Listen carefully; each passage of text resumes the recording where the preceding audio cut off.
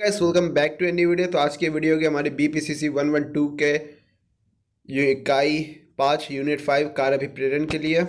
तो हम चलिए स्टार्ट करते हैं और आप भी वीडियो को स्टार्ट होने से पहले लाइक और चैनल को सब्सक्राइब कर लीजिएगा।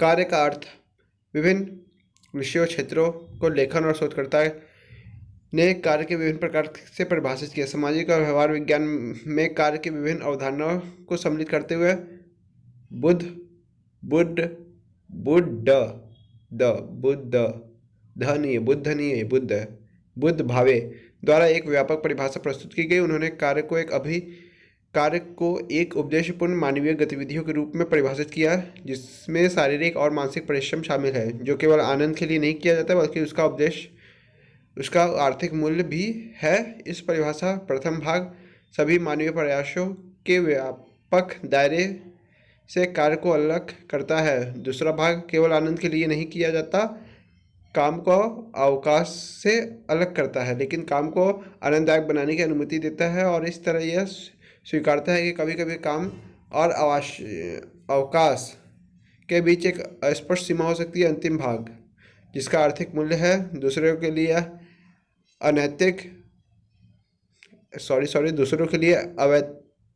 अवैतनिक देखभाल, स्वरोजगार, निर्वाह खेती, औपचारिक क्षेत्र में आकस्मिक कार्य और भुगतान के लिए रोजगार और करियर संबंधी की आकांक्षाओं की मानक सीमाओं के बाहर अन्य गतिविधियों को शामिल करके अधिक व्यापक होने की अनुमति देता है। ठीक है। कार्य को उससे संबंधित अभिप्रेरक चरों को भी कर्मचारी के दृष्टिकोण से परिभाषित किया गया है। तो तुमने काम के व्यक्ति की गतिविधि और विचारों को मुख्य केंद्र के रूप में वर्णित किया है। ठीक है। तो अलग अलग बहुत सारी परिभाषा है। ये दो परिभाषाएं व्यक्ति के जीवन पर काम को प्रभाव पर जोर देती है। मतलब काम किस लिए किया जाता है, काम शारीरिक और मानसिक रूप से किया जाता है। कार्य में एक अवकाश भी अनिवार्य है और कार्य में का एक जो लक्ष्य है वो आर्थिक सहायता और आर्थिक उसे मतलब धन भी देना होता है। आर्थिक कार्य काम हेतु सेवाएं प्रदान करता है और सीधे खुद को उत्पादक प्रदान करता है, या तो सीधे खुद से उत्पादन करके या परोक्ष रूप से अर्जित आय को के माध्यम से। मुख्य धारा से आर्थिक विचार इस कार्य को उत्पादक प्रयास की एक अमूर्त मात्रा की अवधारणा के रूप में उजागर करता है जिसका व्यापार योग आर्थिक मूल्य होता है। सामाजिक संबंध कार्य में मानवीय अंतर्क्रिया होती है जिसका व्यक्ति अनुभव करता है और यह सामाजिक नेटवर्क मानदंडों और शक्ति संबंधों द्वारा बदलती है। ठीक है। सामाजिक संबंध होता है व्यक्तिगत प्रतिकार, किसी काम की प्रकृति जैसे कि नौकरी का कार्य, पुरस्कार, सहकर्मियों के साथ संबंध और परिवेश किसी की संज्ञात्मक और भावात्मक अवस्थाओं को प्रभावित करता है। आदर्श के रूप में काम व्यक्तिगत पूर्ति और मनोवैज्ञानिक कल्याण का एक स्रोत है। मतलब अपने लिए भी किया जाता है, मनोवैज्ञानिक कल्याण और दूसरे से कुछ सीखना, बहुत सारी चीज़ें शामिल होती है। और पहचान कार्य, चूँकि काम कई लोगों को जीवन में बड़ा हिस्सा होता है इसलिए इसे पहचान के स्रोत के रूप में माना जाता है, यानी समझ और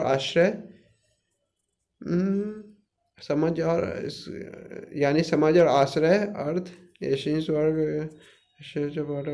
मतलब जो काम लोगों को किसी चीज़ को प्रभावित करता है। जैसे कि आप सॉफ्टवेयर डेवलपर है, आप ऐसा काम करते हो जिससे कि आपका पहचान एक सॉफ्टवेयर डेवलपर के रूप में बनती है।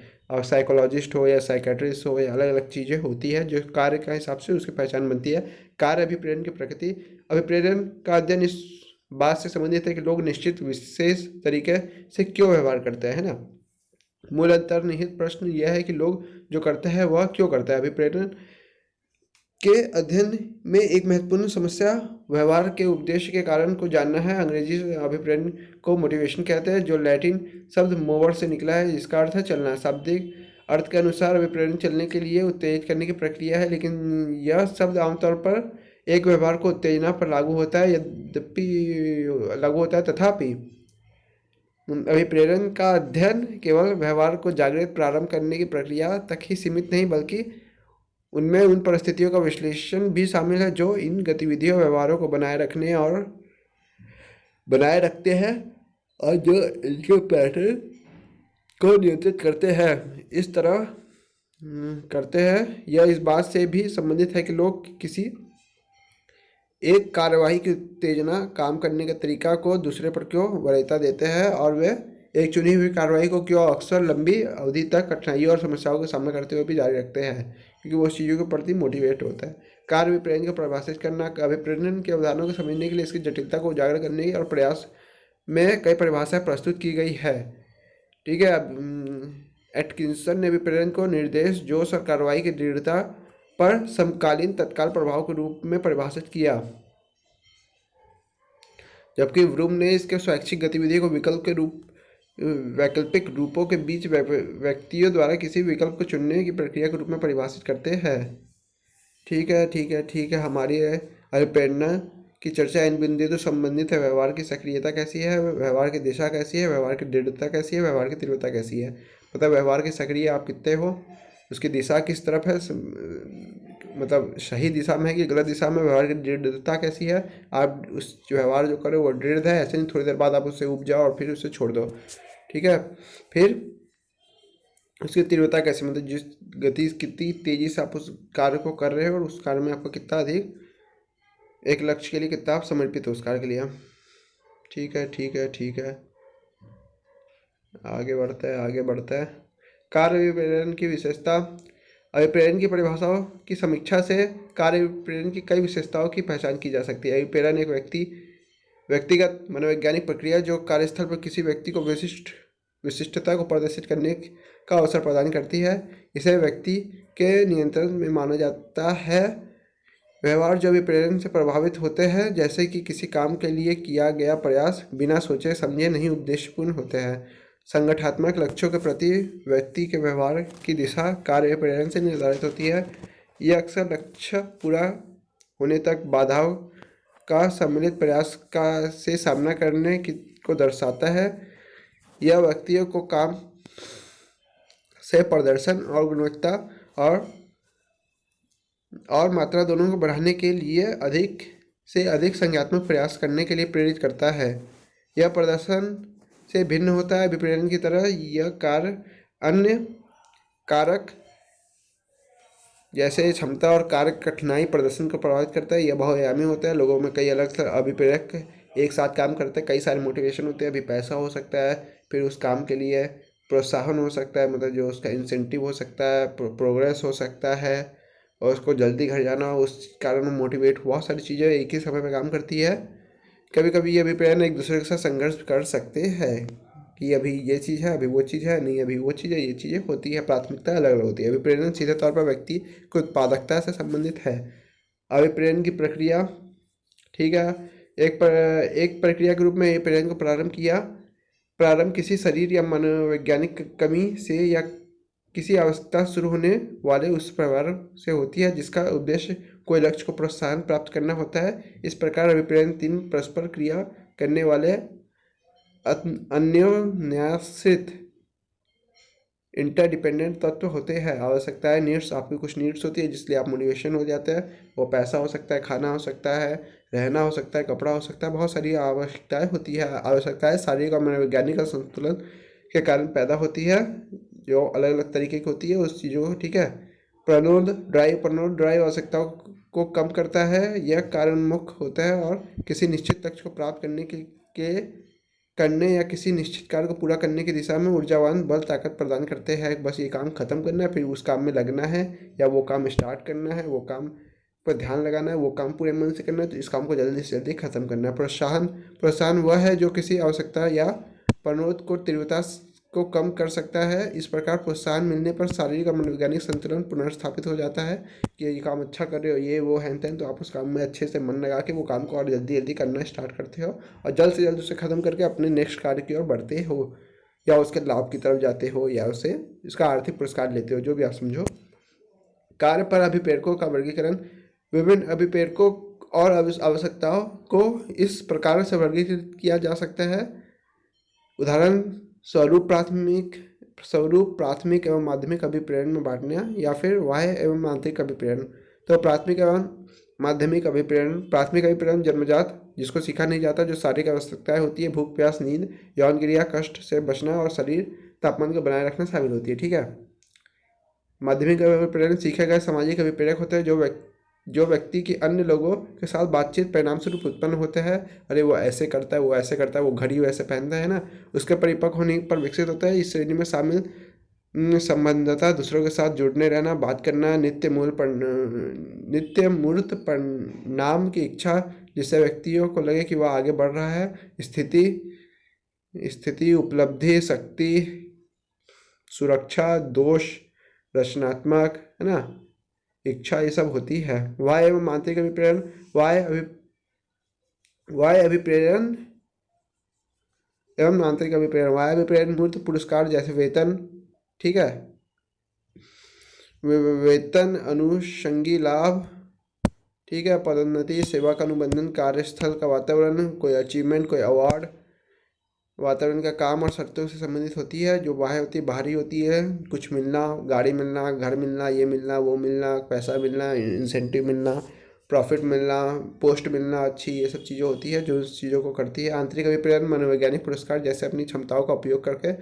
अवसर पाना, चुनौती ले लेना खुद में कि अब हमें बेस्ट करना है। आंतरिक अभिप्रेरण होते हैं चुनौती उपलब्धि की भावना, प्रशंसा प्राप्त करना कि अब हमें बॉस से प्रशंसा पानी है तो अब जी तोड़ काम करना, सकारात्मक मान्यता रखना कि ऐसा नहीं कि लोग ये माने कि ये काम हमेशा छुपाता है या कम करता है, इसलिए अच्छे से काम करना, ऐसे लोग हमारे बारे में अच्छी मान्यताएं रखें।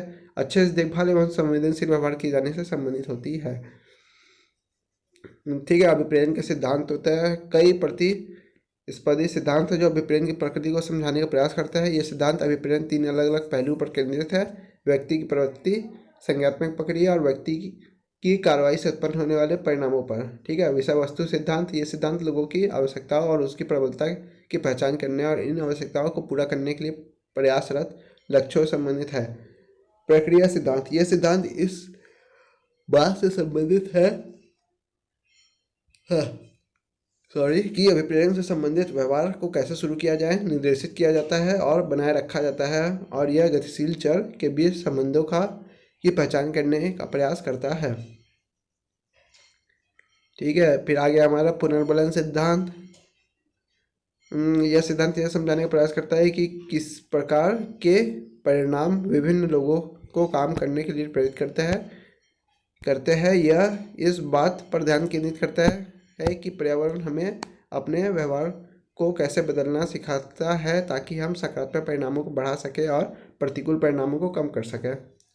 अभिप्रेरण के विषय वस्तु सिद्धांत, अभिप्रेरण के विषय वस्तु सिद्धांत व्यक्ति के उन आंतरिक कारकों पर ध्यान केंद्रित करती है जो व्यक्ति को सक्रिय बनाती है और उसके व्यवहार को दिशा देती है। सामान्य तौर पर यह सिद्धांत अभिप्रेरण और उन आंतरिक प्रनोद का उत्पाद मानते हैं जो व्यक्तियों को व्यक्तिगत आवश्यकताओं की पूर्ति के लिए कार्य करने को आगे बढ़ने के लिए मजबूत करते हैं। बहुत लंबे चौड़े सिद्धांत है। मैस्लो का आवश्यकता प्रदान, ये मतलब 5 चीज़ों पे डिफाइन है: शारीरिक अवस्थाएं, सुरक्षा आवश्यकताएं, सामाजिक आवश्यकताएं। तो शुरुआत से समझाते हैं जो 5 चीज़ें शारीरिक, उसमें अपनी शारीरिक जरूरतें को पूरी करना, खाना पीना, सुख, ये सब, अच्छे सोना, ये पानी, जीवित रहने के लिए जो आवश्यकता होती है। फिर वो सुरक्षा के लिए जाता है, अपनी 4 दीवारी अच्छे से सुरक्षित रहना, ऐसा नहीं रात को आप सो रहे हो आपको उड़ा दे, आप खा रहे हो आपको उड़ा दे, है ना, सुरक्षित रहना। ये उसके बाद सेफ जॉब और अनुषंगी लाभ, ये सब होता है। फिर सामाजिक आवश्यकताएं होती है, सोशल नीड्स होती है, दोस्ती, प्यार, मोहब्बत, ये सब करना। फिर स्वाभिमान, महत्वाकांक्षा आवश्यकता है, यह आवश्यकता है एक सकारात्मक आत्म छवि की इच्छा कि लोग हमें इज्जत दे, है ना, कि ध्यान रखें हमें लोग, रेपुटेशन माने कि हमारे समाज में कुछ रुतबा हो, चीज़ों से देखना। ऐसे आत्मतुष्टि आवश्यकता है। इन आवश्यकताओं से तात्पर्य आत्मपूर्ति से है, जो सर्वोच्च आवश्यकता का स्तर होती है, मतलब अपने सर्वोच्च ज्ञान को पाना, अपने आत्म शांति होना कि अब किसी चीज़ की आवश्यकता नहीं है, सब कुछ है हमारे पास, अब आत्म शांति होना, आत्मबोध होना।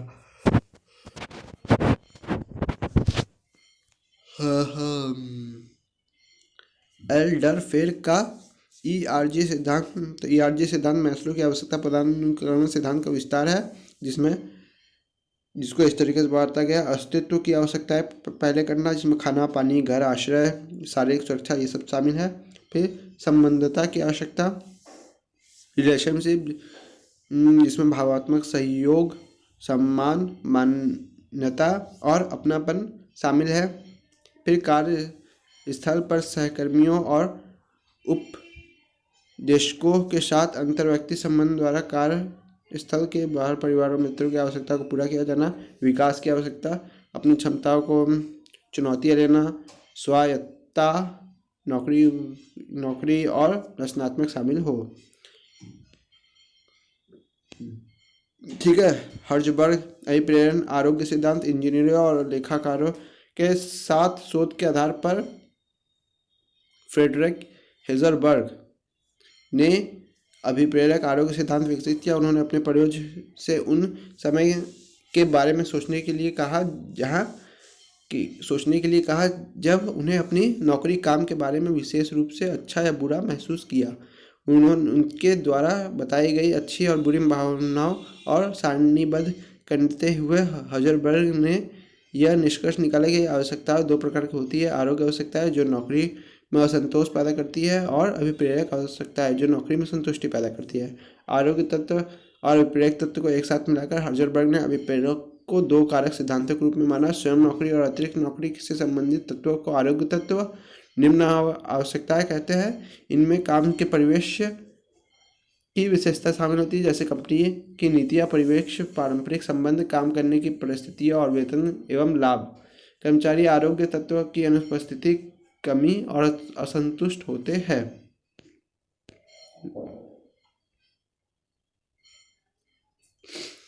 मैक्लेलैंड का अर्जित आवश्यकता सिद्धांत का 3D सिद्धांत, उपलब्धि की आवश्यकता होती है, संबंधता के लिए आवश्यकता होती है, शक्ति और सत्ता की आवश्यकता होती है। अभिप्रेरण की प्रक्रिया सिद्धांत, अभिप्रेरण की प्रक्रिया सिद्धांत अभिप्रेरण को समझाने के लिए सचेत, प्रबुद्ध मानवीय निर्णय प्रक्रिया पर ध्यान केंद्रित करते हैं। कहाँ के ध्यान केंद्रित करते हैं? प्रक्रिया सिद्धांत ये पता लगाने से संबंधित है कि व्यक्तिगत व्यवहार का विशेष रूप से इच्छित और स्वनिर्देशित मानवीय और संज्ञानात्मक प्रक्रिया को कैसे सक्रिय, निर्देशित और बनाए रखा जाता है। बहुत लंबे चौड़े सिद्धांत भर्त पर है, ये सबका कोई काम है नहीं, बस दे दिया है। मैस्लो का आवश्यकता पदानुक्रमण ही सबसे बेस्ट होता है, और उसके सिवाय जो हम लोग पढ़े थे वो वाला सेकंड वाला जो उससे मिलता जुलता था, लेकिन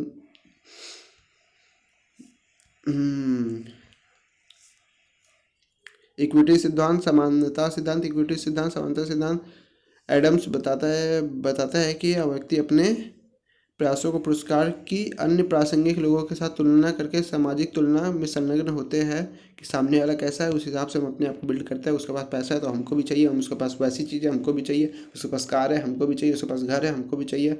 अच्छा उसने नया पंखा लगाया वो वाला भी लेंगे हम, ये चीज़ है, यही चीज़ें होती है कि लोगों की आवश्यकता कई बार दूसरों पर भी डिपेंडेंट होती है। अब भाई अब अंबानी ऐसे थोड़ी ना, उस हिसाब से तो सबको अंबानी बन जाना चाहिए था। तो वही सब कारण बहुत सारे सिद्धांत फेल होता है। लक्ष्य निर्धारण सिद्धांत, कई लोग के लक्ष्य ऐसे होता है, कई लोग लक्ष्य स्वीकृति कर लेते हैं, विशिष्टता हो जाती है, चुनौतीपूर्ण लक्ष्य रख लेते हैं और फिर उस चीज़ों को लेकर हार जाते हैं और प्रतिपुष्टि फिर लेते हैं। प्रतिपुष्टि कोई भी वह जानकारी है जो लोगों के उनके व्यवहार के परिणामों के बारे में बताती है। जैसे कि आजकल लोग इंटरव्यूज़ में भी लेते हैं कि फीडबैक दीजिए सर हमें कि हमारा क्यों नहीं हुआ। अभिप्रेरण का पुनर्बलन सिद्धांत, ये भी सिद्धांत नामी सिद्धांत है। पुनर्बलन सिद्धांत यह समझाने का प्रयास करता है कि किस प्रकार परिणाम विभिन्न लोगों को काम करने के लिए प्रेरित करता है। जो परिणाम आते हैं या जो परिणाम मिल रहे होते हैं वर्तमान समय में, वो कैसे उनको भविष्य में प्रेरित करता है उनको और अन्य तरीके के कार्य करने के लिए। तो धनात्मक पुनर्बलन होता है, यह तब होता है जब व्यवहार के बाद एक अनुकूल परिणाम होता है, एक सही परिणाम होता है, तो वह व्यवहार को अच्छी तरीके से बिल्ड करता है। उदाहरण के लिए परिप्रेक्ष अच्छी तरह से काम करने पर कर्मचारी की प्रशंसा करता है तो वह सोचता है और अच्छा करे तो हमें ये प्रशंसा होगी। और एक होता है ऋणात्मक पुनर्बलन, यह तब होता है जब व्यवहार के बाद किसी प्रतिकूल परिणामों को हटा लिया जाता है जिससे परिणाम सिर्फ उस व्यवहार को बढ़ावा मिलता है। उदाहरण के लिए एक कर्मचारी सेल्स प्रेजेंटेशन को संशोधित करने के लिए कार्यालय में देर तक काम करता है ताकि अगली सुबह उसे बॉस मालिक द्वारा फटकार ना लगाई जाए।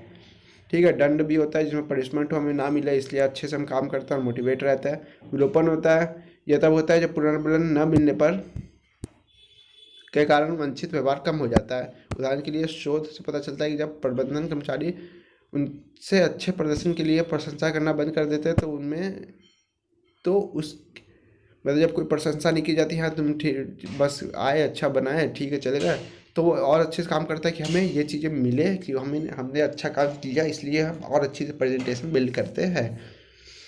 ठीक है। लंबी चौड़ी कहानियाँ हैं।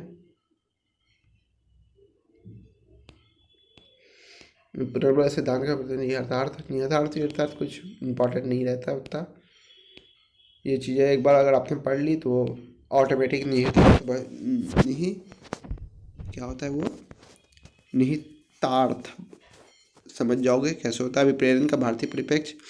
ठीक है। अभिप्रेरण की अवधारणा और ज्ञान हमारे शास्त्रों जैसे भगवद गीता और वेदों से पाया जाता है। नववैदिक विज्ञान जो ज़्यादातर बौद्ध और जैन धर्म से प्रभावित थे, उन्होंने कर्म, एक्शन और अभिप्रेरण से संबंधित अवधारणा के बारे में उल्लेख किया। सभी धार्मिक पुस्तकें अभिलेख दर्शाते हैं कि सभी मनुष्यों की इच्छाएं होती सभी मनुष्यों की इच्छाएं होती है। ये इच्छाएं उनके काम करने के लिए प्रेरित करती है जिसमें वह स्वयं को पूर्ण बना सकते हैं। ठीक है। बल्कि शक्ति और शांति उन्होंने जीवन दुख और मोक्ष की व्यक्तियों के कर्मों को प्रभाव को समझने की कोशिश की। उन्होंने उनके अनुसार कुछ अभिप्रेरक कारक है जो न केवल व्यक्तियों की उनकी मूलभूत आवश्यकताओं को पूरा करते हैं बल्कि व्यक्ति की शांति, समृद्धि और प्रगति में भी योगदान देते हैं। यह अभिप्रेरक कारक इस प्रकार है: धर्म, अर्थ, काम, मोक्ष। 4 पुरुषार्थ होते हैं जो वही धर्म के रास्ते चलो, कर्म करो, धर्म, अर्थ, पैसा, काम, शारीरिक आवश्यकता है और मोक्ष। 4 चीज़ें होती है। 25-25 साल से बोलते हैं सब करना चाहिए। धर्म पर दिए गए अभिप्राय को आर्थिक साथ साथ अध्यात्म चाहे वह अगले लेशन में तब होगा पुरुषार्थ। ठीक है। तो सारांश आ गया। वीडियो ऐसे भी बहुत लंबी चौड़ी बन चुकी है, तो वीडियो को आप लोग लाइक करना, चैनल को सब्सक्राइब करना। गाइस किसी भी तरीके कोई डाउट और प्रॉब्लम हो तो कमेंट बॉक्स आपका है, कमेंट जरूर किया करो। और किसी भी तरीके कोई पर्सनल क्वेरी हो तो आप डिस्क्रिप्शन बॉक्स में दी हुई किसी भी एक लिंक पे मुझे पर्सनली मैसेज भी कर सकते हो। So guys thank you for watching. मिलता है एक नेक्स्ट लेवल के नेक्स्ट वीडियो में। तब तक के लिए टाटा बाय बाय। वीडियो देखते रहो, खुश रहो, पढ़ाई करते रहो। मिलते हैं हम लोग एक नेक्स्ट लेवल के नेक्स्ट वीडियो में। Tata bye bye.